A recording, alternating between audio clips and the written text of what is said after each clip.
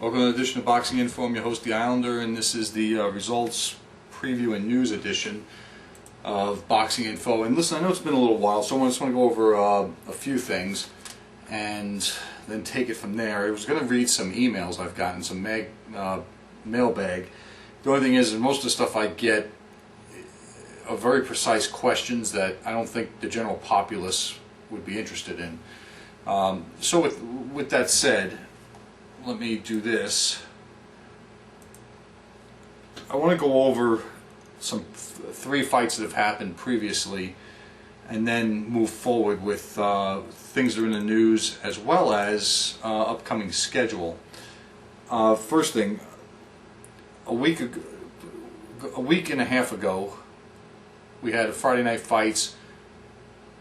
Chris Aerreola fighting against Joey Abel in California. And predictably, Aerreola stopped Abel as he hurt him along the ropes with a big right hand, and then Brian Kinney got his panties in a wad over, basically Aerreola planting a kiss on Abel as the referee was stopping the fight. The thing is what people don't realize, the referee was very, not slow, but very hesitant to get in between the fighters to stop the fight. And Aerreola was standing with his hands down. He could have cracked that guy something fierce upside the head if he wanted to. And I agree with Teddy Atlas on this, that basically Aerreola was giving Abel a pass because he could have really crunched him. And it was basically a much to do about nothing was made of this with Brian Kinney and all his BS. Anyway, that brings us to the fight that happened the day after, which was Timothy Bradley and Devin Alexander. And some of you liked the fight, which is good, and some of you thought it was a disappointment. As I'm kind of caught somewhere in the middle of this because there's a couple of takeaways from this fight that I want to discuss. One, I thought that Timothy Bradley won the fight. And he was starting to pull away from Devin Alexander as the fight was going on. The thing about this is both guys were undefeated and both protecting something. Timothy Bradley, I felt, was fighting for and defending his place in boxing. I'm not sure if he's on the pound-for-pound list yet. I would think he's somewhere, getting up, starting to climb it. Devin Alexander, it looked like, was protecting his his his undefeated record. And there wasn't that much difference in the class of these two guys as there was in the experience and the maturity. And the reason why I'm saying this is, as you could tell by Timothy Bradley, he doesn't do any one thing spectacular. He's very similar in some respects, not exactly, but he's similar to Julio Cesar Chavez in the sense, hold on, that he does everything above average. He does everything really good, but nothing's great. He doesn't have one-punch power. He doesn't have, Julio Cesar Chavez did have power. He doesn't have, the greatest footwork, but it's more than adequate. He doesn't have the best jab, but it's more than adequate. He doesn't have the best, any one thing, but he does everything above average. And it's consistency and those qualities that are getting him where he's going. And I'm not going to fault the guy for that, because one, he comes to fight, he comes to make fights, and he came, technically very similar workman-like performance to, like, say, a Marvin Hagler, only without, spectacular knockouts and things like that. He's in to break guys down and move on to the next challenge. Devin Alexander, I think that a lot of us fed too much into his knockout over Juan Urango, in which he has turned into a guy that's gone uppercut happy. And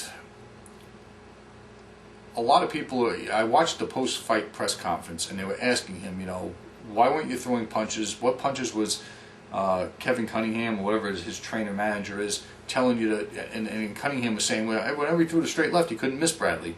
That's a bunch of BS. Because the thing was that Bradley was actually leading and then countering the counter puncher. He was laying traps for Devin Alexander, and that's why when one fighter seems like they're in a shell and they're not doing what they normally do, it's because the other fighter is making them pay for doing what they do, and that is exactly what happened in this fight. And it got worse as the fight went on. Getting back to what I was saying about Devin Alexander, I think he's a very good fighter. I think he's an excellent technician. I just think that he really wasn't, even though everybody thought, including me and including the general boxing population, including his people, thought that he was ready for this challenge. I really think that he is probably a year away from being really ready for it, because Timothy Bradley, and listen, nothing has been seen in his past that would tell us that he was going to do anything spectacular, because neither guy did anything spectacular. But what I want to focus on here is the experience, because on that Chris Aerreola Joey Abel fight that night, Teddy Atlas was kind of mincing words when Brian Kinney was asking him who's going to win this fight, and Brian Kinney said, "Come on, Teddy, I'm forcing you. Tell us who's going to win." And Teddy Atlas was saying, look, I think the opposition, he's given Devin Alexander all these advantages, but when forced to pick a winner, he said that Timothy Bradley was going to win the fight, and they were surprised. I felt the same exact way, in that the flashier, the more dynamic, the ones that HBO was basically hugging Devin Alexander. Let's be clear about this.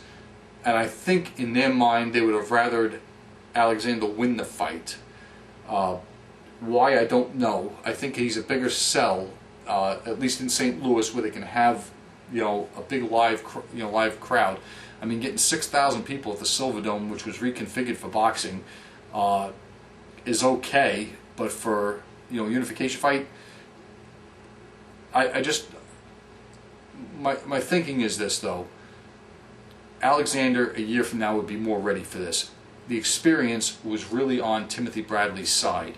The experience of going to England to fight a very confident Junior Witter, who's the defending WBC champion, and taking that title away from him in England is a hell of a lot more important and a lot better experience for Timothy Bradley than bringing Junior Witter over here to fight Devin Alexander for a vacant title that was stripped from Timothy Bradley in the United States, when Witter has basically been exposed by Timothy Bradley already and beaten down by Timothy Bradley, and injures his shoulder or whatever he injured and quits in the middle of the fight against Devin Alexander.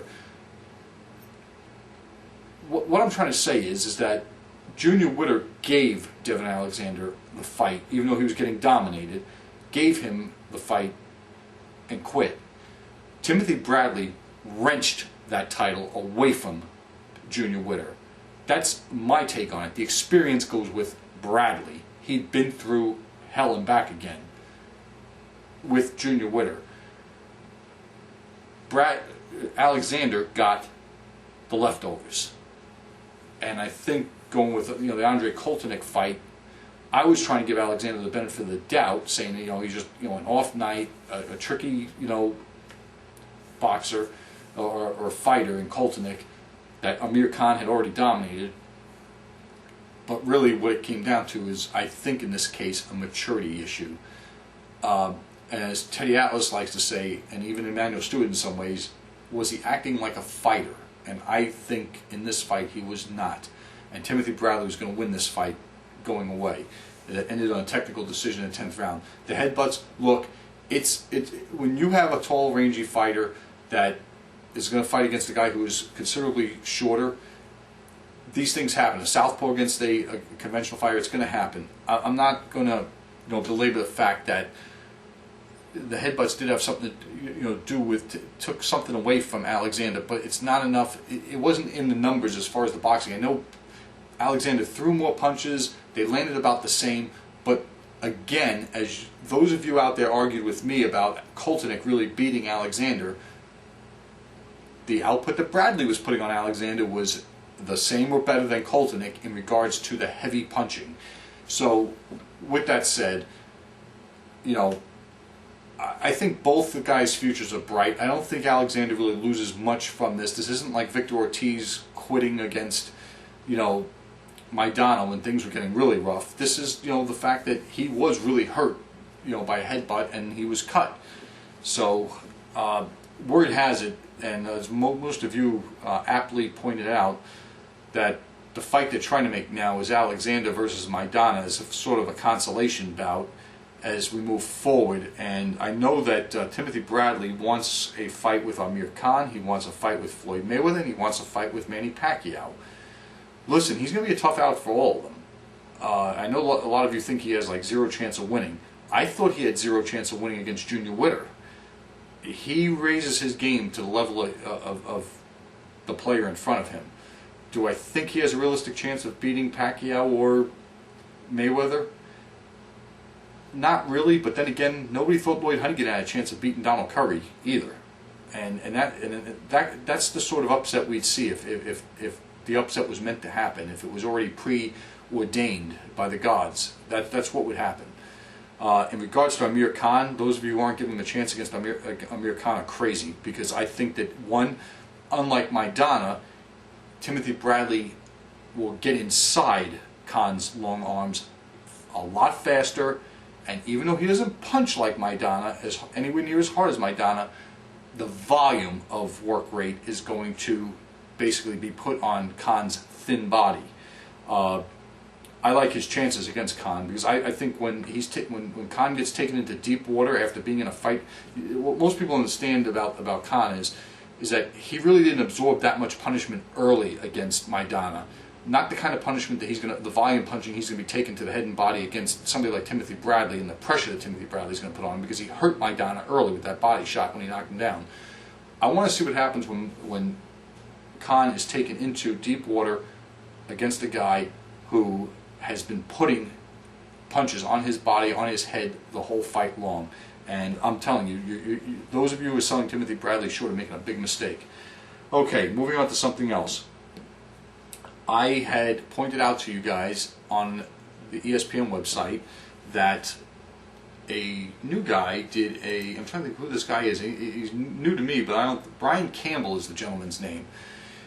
And he did an article saying, thanks for the memories, about Barry Tompkins. Those of you who don't know, because most of this happened before you were born, was up until, I guess, January of 1988. And I've got to look to see who called the Larry Holmes Mike Tyson fight. Up until that time, HBO, Barry Tompkins had been the play-by-play voice of HBO. Some of you may have known him later for joining up with Al Bernstein at ESPN in the early 90s. He did an article about, I think, 4 or 5 fights that he had signature calls in, and one of them was Mike Tyson versus Trevor Berbick. Another one was Sugar Ray Leonard and Marvin Hagler. Another one of them was Aaron Pryor and Alexis Arguello, and I think there was another one. Let me go into it and see if I can find it real quick. But it was real good. Hitman Conan, I believe you went and read it and agreed with me that it was a really good article. It's really good. Basically, what this article is saying, at least when I read in between the lines, what it's really saying is this was boxing broadcasting with no agenda. That's what I've been crying about for, it's going to be 4 years come this May that I've been doing this show, and I have been crying that HBO has an agenda, that they sell certain fighters, they're in bed with Golden Boy, all this. I mean, is there any factually based information, proof of this? None, except for the fact if you look at who gets the dates on their show and how many crummy cards they've put out lately. But Barry Tompkins, Roberto Duran and Marvin Hagler, that was another one that he called. Leonard versus Hagler, Arguello versus Pryor, Tyson versus Berbick, and suddenly Moscow was pro-Rocky. Rocky Balboa versus Ivan Drago from the movie Rocky IV in 1985. And he wasn't supposed to be with HBO, it was supposed to be an independent broadcast in the movie. But that was him.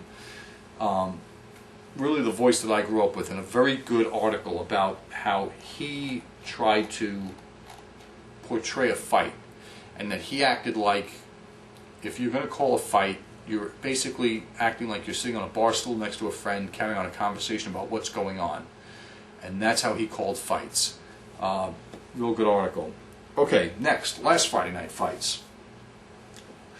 Sergio Mora versus Brian Vera in Fort Worth, Texas, basically on Super Bowl weekend, in order to, I guess, get geared up for the Super Bowl weekend. And as we all know, Sergio Mora won the Contender Series. Brian Vera was also on the Contender Series, and his most notable claim to fame was upsetting Andy Lee a couple of years back. So ESPN played up this Brian Vera as the upset king to the hilt, and lo and behold, he got off to a fast start, built a lead, outpunched Mora, and then Mora tried to catch up late in the fight, and Brian Vera was awarded a split decision. You know, look, Mora looked like garbage against Shane Mosley. That's not anything to be ashamed of, because Shane Mosley is a really great fighter who makes a lot of guys look bad. But the problem is that Shane Mosley looked pretty bad in the fight too. So this was expected to be more of a, I guess, a wake-up call for Sergio Mora, because he's going to have Vera, a guy that comes straight forward right at him, making him work, and who could pursue him all night long. And again, this was just not, you know, the guy is so lucky, it's unbelievable. And you know, I don't like his style of fighting, Sergio Mora, but the thing is, you think of how fortunate and lucky this guy's been. He was lucky to get through this first Survivor show, and if I said that before, Contender show is what I meant. Get through the Contender show with, you know, basically scraping by fighter after fighter and not really having to fight the absolute toughest fights before he got into the final against Peter Manfredo and won. And I thought he legitimately won. I thought he legitimately lost the rematch with Peter Manfredo. But he caught lightning in a bottle when he caught Vernon Forrest taking him lightly, and got to become a world champion for one fight before he got his ass kicked by Vernon Forrest in the rematch. I just don't think, you know, this is what he's relegated to. And to some of you out there who are getting excited about the Bob Arum Showtime CBS thing, this fight, as well as the Aerreola fight, these are fights that would be shown on CBS or on network TV if boxing ever goes back to network TV.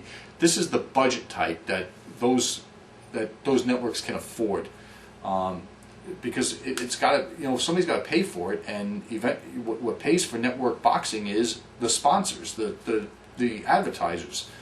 They're the ones that end up paying for it, so you got to get them to buy it. What's next on my agenda here? Okay, news is, and since I last made this show, that the Klitschko brothers have gotten Tomas Adamek under contract to fight either or of them come September. You know, what happens if both of them lose their titles? I guess it's null and void. But Vitaly Klitschko has a very stern test against Oldemir Solis in March, and Vladimir Klitschko's got like a warm-up dance against Derek Chisora at the end of April. So one of the two of them, I guess, well, some of you are probably asking why, and one of you wrote me an email asking why don't they have one of them slated or another. Well, here's the real reason. If both Klitschko brothers win, and win handily, I believe that they are trying to get a fight with David Haye made for the fall. If this does happen, more than likely Vladimir Klitschko will be the one getting the fight with David Haye. Vitaly Klitschko will be the guy going to fight in Poland against Tomas Adamek. If the fight with David Haye can't be made, like it's fallen through 2 or 3 times already, then Vladimir Klitschko will fight Tomas Adamek in that same stadium, new stadium in Poland. It's a new football stadium. And then Vitaly Klitschko can try to fight David Haye, which is probably not going to happen either. Let's be clear about this.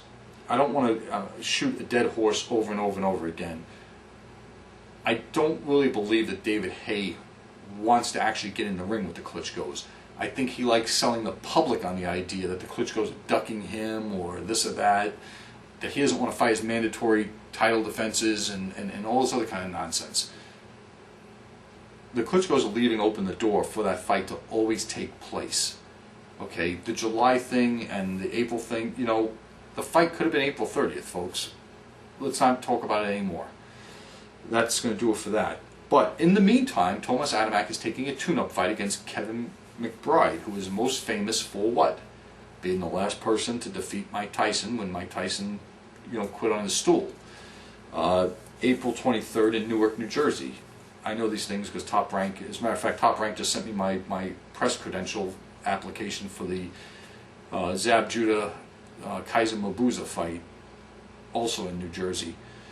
What else is in the news? Floyd Mayweather's trial has been postponed to April 25th. Okay, great.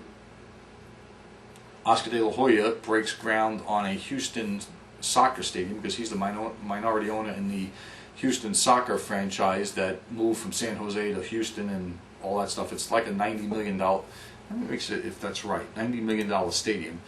I mean, what can you buy for $90 million these days, considering that the Cowboys Stadium, the Super Bowl was just played in, I think costed a couple of $1 billion or almost $2 billion. Yeah, $95 million soccer-specific stadium. 22,000 seat venue is situated near downtown within walking distance of Minute Maid Park and the Toyota Center. Alright, so basically he's hoping to bring boxing to Houston again. Juan Diaz, get your gloves ready. Alright, the schedule for this week. ESPN 2 is going to Montreal on Friday Night Fights. Antonin Dekari is taking on Shimon Alvarez, who was once thought to be a pretty decent welterweight prospect. In the main event, Jojo Dan, who is taking on Stevie Forbes, also in a welterweight fight. Scanning this for... okay. Showtime, on the other hand, from Atlantic City that same night, has Rico Ramos headlining the card against Alejandro Valdez, 10-round junior featherweight. And Eddie Chambers is fighting Derek Rossi, a rematch in a 12-round IBF heavyweight eliminator. Should be interesting. Telefutura has a card on from Vajaville, California, in which Peter Quillen, Kid Chocolate, is taking on Dennis Sharp, 8-round middleweight fight. Why is this guy fighting an 8-round fight? I don't understand this.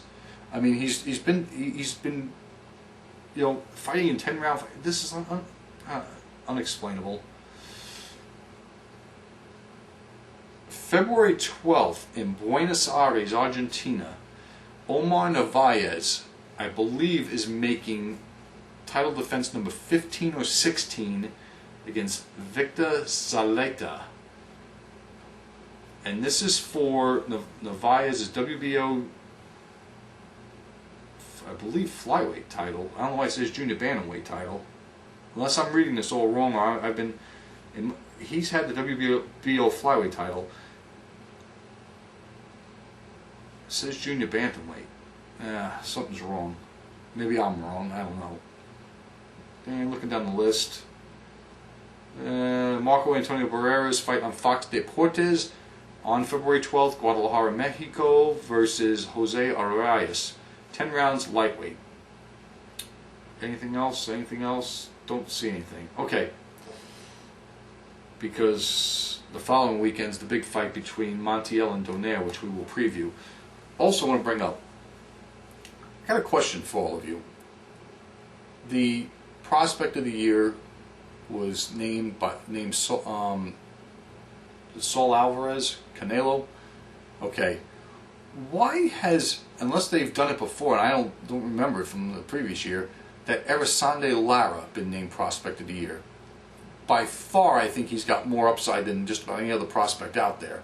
I'm just throwing out that question, and what you got, because I know everybody, I have not yet heard, seen, or read anything negative about this guy from anybody. Everybody who has seen him fight thinks he's the real thing, and I'm curious to see him get a shot at the title this year in the junior middleweight division, because he's almost like scary good. Erisande Lara from Cuba. Almost every time I see him fight, he's scoring a first-round knockout.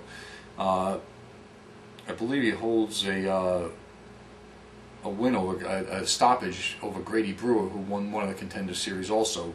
Not that it's saying much, but the guy only has like 15 fights, 15 or 16 fights. That's going to do it for this episode. I will be back next week with a preview of Montiel and Donaire. Thanks, everybody.